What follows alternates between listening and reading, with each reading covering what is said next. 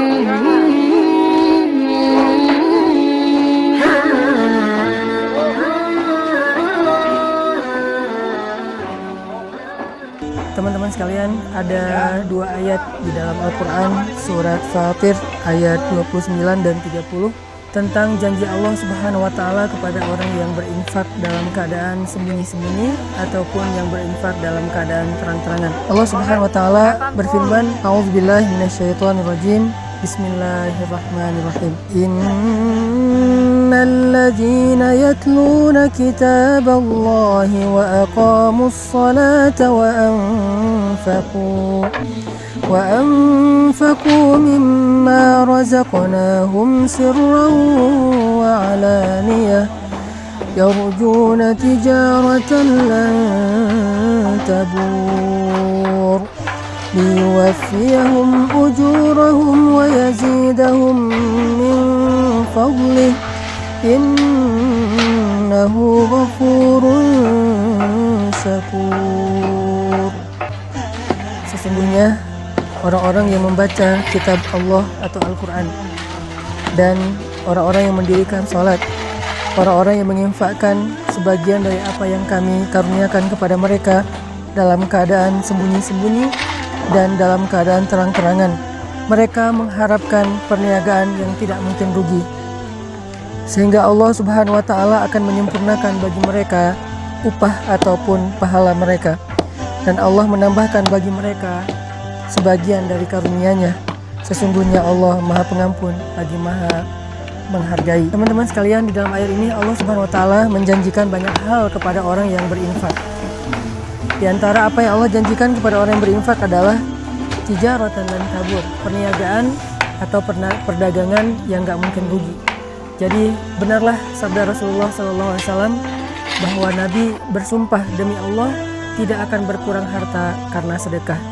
Maka inilah makna dari tijaratan lan tabur, perniagaan yang nggak mungkin rugi.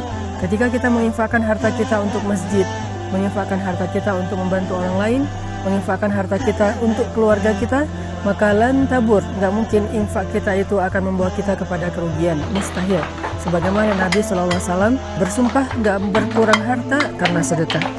Kemudian yang kedua, Allah Subhanahu Wa Taala juga menjanjikan liwafiyahum ujurahum. Allah akan menyempurnakan bayaran untuk mereka. Ujur dari kata ujrah dalam bahasa sehari-hari kita itu adalah upah ataupun bayaran. Jadi orang yang berinfak, orang yang bersedekah di jalan Allah, maka Allah akan menyempurnakan balasan mereka.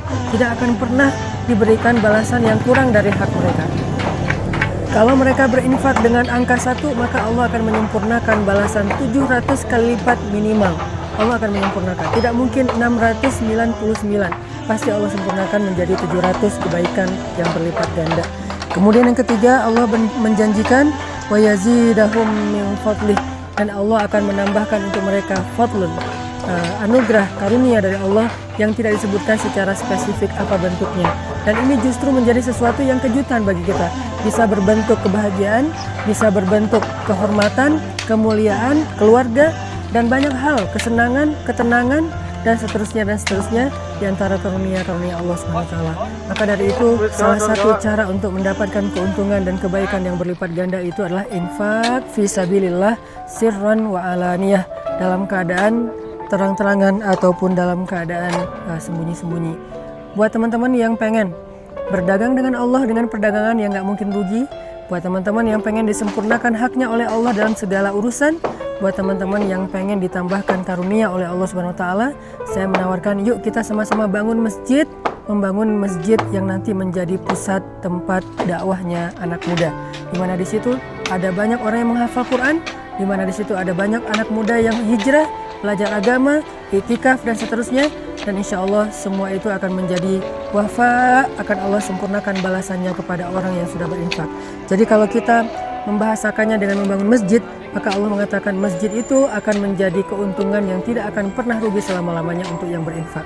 Yang kedua, nanti di dalam masjid itu setiap ada amal soleh, Allah akan sempurnakan juga balasannya untuk orang yang sudah berinfak membangun masjid. Dan yang ketiga, Allah juga akan menambahkan lebih banyak lagi karunia di balik semua yang sudah Allah berikan kepada hambanya yang berinfak. Maka wasari'u ila maghfiratin min rabbikum. Ayo kita berlomba-lomba, ayo kita bersegera dalam kebaikan, dalam infak fisabilillah. Saya sekali lagi mengajak kita akan membangun masjid, pusat dakwahnya anak muda, karena memang anak muda butuh tempat yang layak untuk aktivitas mereka, butuh masjid yang halamannya besar, butuh masjid yang sesuai dengan kapasitas, sesuai dengan potensi dan kreativitas mereka, di mana semuanya tersedia untuk kebutuhan dakwah anak muda.